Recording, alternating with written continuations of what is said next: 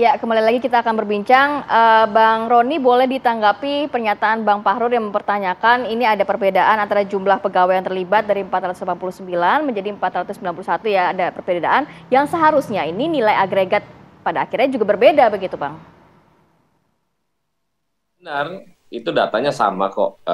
Yang tadi di awal saya sampaikan bahwa ada perbedaan di jumlah terkait dengan detail laporan dari Bu Menteri Keuangan.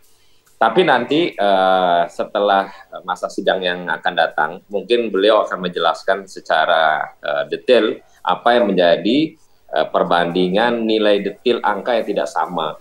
Nah, tapi ini sebuah satu wujud bahwa ada hal yang memang kemarin Bu Sri Mulyani sampaikan di Komisi 11 yang bersangkutan tidak menjabarkan ini, tapi di Komisi 3 kemarin dijabarkan sebegitu detail. Tapi untuk menjawab daripada pertanyaan teman-teman, karena waktu yang sangat singkat, akhirnya kita memberikan ruang untuk jawaban pada saat yang bersangkutan kembali ke tanah air. Tapi lagi-lagi bahwa ini harusnya tidak jadi gaduh dari 1,5 bulan sebelumnya. Kenapa?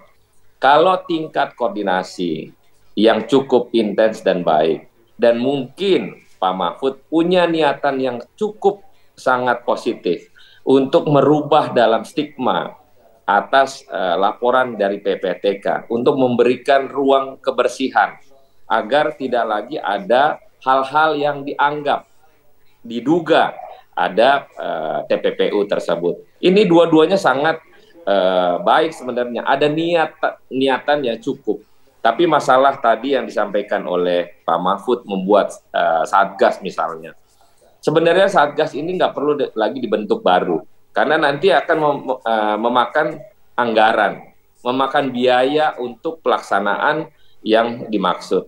Lebih baik kita maksimalkan saja komite yang sekarang, tapi ada tim khusus yang melibatkan dari Kementerian Keuangan, siapa Dirjen Pajak atau Dirjen Bea Cukai, dikirim orang masing-masing yang independen untuk mengaudit atau menganalisa terkait dengan hasil laporan dari PPATK. Ini menurut saya sangat luar biasa nanti kalau benar-benar serius merapihkan dalam skema untuk melakukan satu pembersihan di institusi.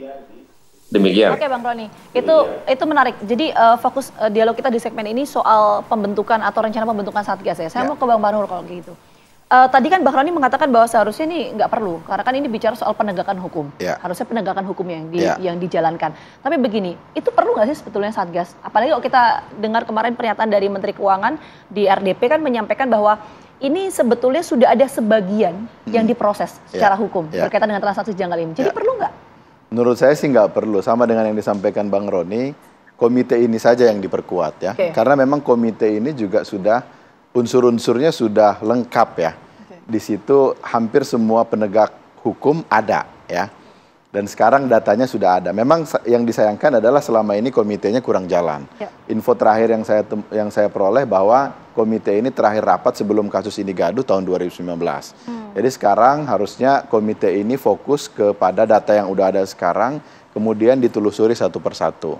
Karena kalau kita bicara 349 triliun itu kan ya bukan bicara masalah angka saja, tapi ini dugaannya serius, tindak pidana pencucian uang. Sehingga yang perlu dilakukan oleh komite ini adalah menelusuri dari 349 ini ke siapa saja, siapa yang terlibat, sudah apa yang dilakukan. Tadi Mbak sampaikan bahwa Bu Sri Mulyani sudah melakukan follow up ya.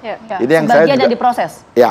Ini yang saya juga sebenarnya agak bingung. Sebelumnya Pak Mahfud maupun Pak Ivan sampaikan menyurat mereka ke Kemenkeu selama 2009 sampai 2023 tidak ada feedback. Nah sekarang ternyata disampaikan sudah ada follow up. Kenapa dulu tidak pernah di feedback? Ini yang pertama. Yang kedua, kemarin saya peroleh informasi bahwa ternyata ya follow up yang dilakukan antara lain memberikan sanksi administratif ke pegawai. Nah ini juga makin aneh. Dalam TPPU, keuangan mencurigakan disebut tindak pidana pencucian uang itu kalau terkait dengan dua hal. Satu itu hasil tindak pidana atau sarana tindak pidana. Saya kira Pak Mahfud sama Pak Ivan bukan orang yang tidak mengerti TPPU. Mereka menyampaikan bahwa ini TPPU karena mereka menduga dari transaksinya dugaannya kuat kedua hal ini.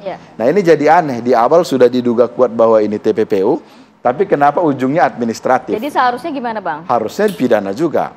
Nah jadi kalau kemarin TPPU-nya itu ya? TPPU-nya, jadi pegawai-pegawai yang terlibat katanya sudah dikasih sanksi administratif, harusnya juga dipidana. Jadi saya kira sekarang yang perlu kita tindak lanjuti adalah ini pegawai yang sudah katanya ada pemecatan, bahkan ada demosi, yang lebih ringan lagi ada teguran. Nah ini kalau mereka ternyata ada dapat uang TPPU, harusnya nggak berhenti di sini. Harusnya ada sanksi pidana yang lebih tegas. Sama dengan Rafael minimal. Gitu. Ini menarik ya Tih ya, coba kita tanyakan ke Bang Roni ya Tih ya. Oke, Bang Roni tadi tanggapannya seperti apa? Harusnya memang tidak hanya diselesaikan secara administrasi, tapi juga ada sanksi pidana terkait TPPU-nya. Nah itu sebenarnya saya sudah ngomong sebelumnya seminggu lalu lah, bahwa tidak mudah untuk menyatakan tindak pidana karena rangkaiannya panjang. Perlu pemeriksaan intensif terkait dengan keuangan yang sifatnya diduga ada hal-hal terkait dengan transaksi tersebut. Maka itu kalau kita ngomong ekstrim, melihat dalam kondisi sekarang, inilah hebatnya teknologi modern yang sekarang di media sosial. Semua orang bisa ngawasin dengan seksama. Tapi alangkah baiknya, ini adalah permulaan dari proses pembersihan, proses perbaikan dalam birokrasi. Agar kedepannya ada hal-hal yang kiranya cukup untuk bisa dibicarakan di dalam internal, tidak perlu keluar, tapi kita publikasi untuk bisa semua orang menjaga. Maksudnya Pak Mahfud baik juga, mungkin dalam penyampaian secara terbuka ini, agar ada perbaikan dalam sistem birokrasi yang kiranya mungkin dulu tidak dianggap, atau dianggap nyeleneh lah. Udahlah, ini coba diperiksa aja sebentar. Oh ini kira-kira si pegawainya, coba ditanya dulu, dipanggil, ini uangnya uang apa misalnya gitu. Kan kemarin disampaikan juga sama Bu Sri Mulyani, ada transaksi dari bapak, mantu, anak, adik, saudara, engkong, segala macam, jual rumah lah, pemasukan lah, atau apa segala macam. Nah, ini adalah bentuk bahwa adanya kekurangan birokrasi di internal di lembaganya.